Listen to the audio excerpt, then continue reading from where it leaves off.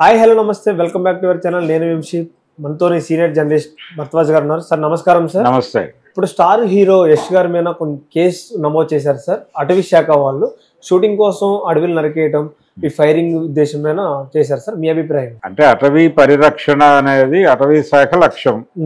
ఈ మధ్య పవన్ కళ్యాణ్ గారు ఒక మాట అన్నాడు కర్ణాటకలోనే. ఆయన గంధదగుడి అని ఒక సినిమా వచ్చింది 76 ఆ ప్రాంతాల్లో. విష్ణువర్ధన్, రాజ్ కుమార్ కలిసి యాక్ట్ చేసిన సినిమా. దాన్నే 2 క్యారెక్టర్లు కలిపి ఒక క్యారెక్టర్ చేసి అడవి రాముడు అనే పేరుతో ఎన్టీఆర్ తో తీశారు తెలుగులో. అడవి రాముడు అంటే ఒక రకంగా అడవి రాముడులో హీరో అడవుల్ని పరిరక్షించడం లక్ష్యంగా ఉంటాడు. కానీ ఇప్పటి హీరో గంధపు స్మగ్లర్ గా మారి ఉన్నాడు.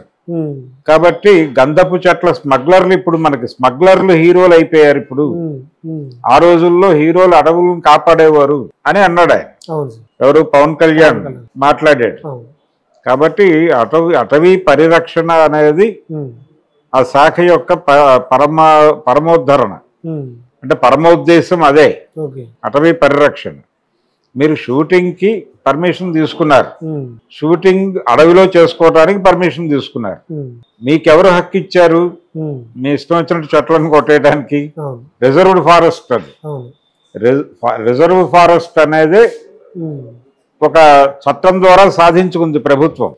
అంటే రిజర్వ్ ఫారెస్ట్ అని చెప్పడం అంటే అవంతా ప్రభుత్వానికి సంబంధించినటువంటి అటవులు, అటవీ భూములు. అని ఆ ఏరియాలో వాళ్ళు అనుమతి ఇచ్చిన మేరకు, అనుమతించిన పద్ధతిలో దేన్ని ఇబ్బంది పెట్టకుండా యాజ్ ఇట్ ఈజ్ గా ఎలా ఇచ్చారో మీకు అలాగే తిరిగి అప్పచెప్పాలి లొకేషన్.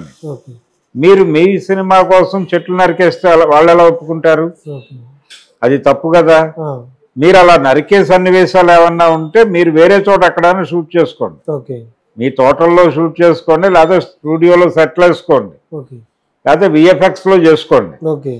అంతే తప్ప ఒరిజినల్ లొకేషన్ లోకి వచ్చి మేము ఇచ్చిన పర్మిషన్ పెట్టుకొని మీరు షూటింగ్ చేసుకుంటూ మధ్యలో మీ ఇష్టం వచ్చినట్టుగా చెట్లను కొట్టేయడానికి మీరెవరు? Reserve forest. రిజర్వ్ ఫారెస్ట్ లో అక్కడ బతికే ఆదివాసీలకే అడవులను కొట్టే హక్కు లేదు. అడవి మీద బతికే ఆదివాసులకే అడవి మీద బతికే హక్కును రద్దు చేయటమే రిజర్వ్ ఫారెస్ట్ యాక్ట్ పరమోద్దేశం.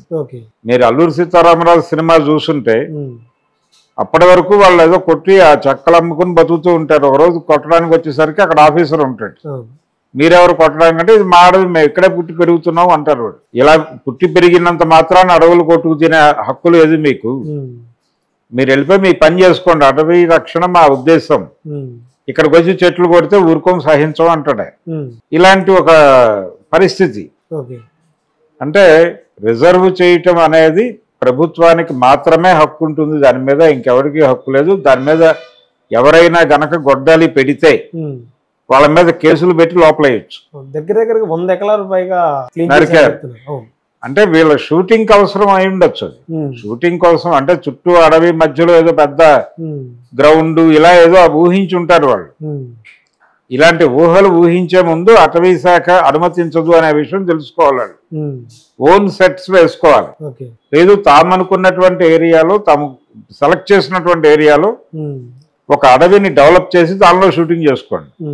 అంతే తప్ప మీరు రిజర్వ్ ఫారెస్ట్ లోకి వచ్చి మీ పద్ధతిలో దాన్ని మలుచుకుంటామంటే ప్రభుత్వం ఎలా ఒప్పుకుంటుంది?